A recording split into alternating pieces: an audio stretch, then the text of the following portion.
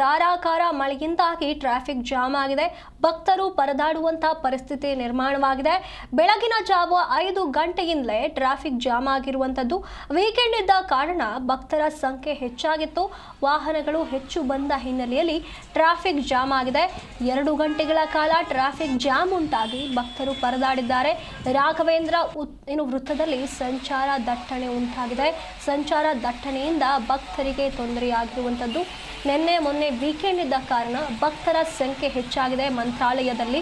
ಹಾಗಾಗಿ ಈಗ traffic jam ಉಂಟಾಗಿರುವಂಥದ್ದು. ಜೋರಾಗಿ ಧಾರಾಕಾರ ಮಳೆ ಕೂಡ ಒಂದು ಕಡೆ ಬರ್ತಾ ಇರುವಂತಹ ಕಾರಣ ಟ್ರಾಫಿಕ್ ಜಾಮ್ ಆಗಿದೆ. ವಾಹನ ದಟ್ಟಣೆ ಉಂಟಾಗಿರುವಂಥದ್ದು. ಸಾಕಷ್ಟು ಜನ ಭಕ್ತರು ಆಶ್ರಯವಿಲ್ಲದು ಕೂಡ ಪರದಾಡಿದ್ದಾರೆ.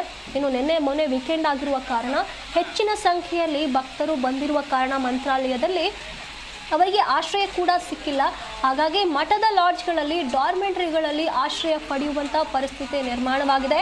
ಅಷ್ಟು ದೊಡ್ಡ ಮಟ್ಟದಲ್ಲಿ ಭಕ್ತರ ಸಂಖ್ಯೆ ಮಂತ್ರಾಲಯದ ಕಡೆ ಇದ್ದಂಥದ್ದು. ಹಾಗಾಗಿ ಇದೇ ಈ ಒಂದು ಟ್ರಾಫಿಕ್ ಜಾಮ್ಗೂ ಕೂಡ ಕಾರಣವಾಗಿರುವಂಥದ್ದು. 2 ಗಂಟೆಗಳ ಕಾಲ ಜಾಮ್ ಉಂಟಾಗಿ ಜನರು ಇದರಿಂದ ಒದ್ದಾಡಿ ಹೋಗಿದ್ದಾರೆ. ಅಲ್ಲಿಗೆ ಬಂದಂಥ ಭಕ್ತರು ಕೂಡ ಇದರಿಂದ ಸಮಸ್ಯೆಯನ್ನು ಎದುರಿಸಿದ್ದಾರೆ. ಹಾಗಾಗಿ ಧಾರಾಕಾರ ಮಳೆ ಒಂದು ಕಡೆಯಾದರೆ ಭಕ್ತರ ಸಂಖ್ಯೆ ಹೆಚ್ಚಿದ್ದ ಕಾರಣ ಈ ಟ್ರಾಫಿಕ್ ಜಾಮ್ ಉಂಟಾಗಿತ್ತು ಅನ್ನುವಂಥ ಮಾಹಿತಿ ಬಂದಿದೆ.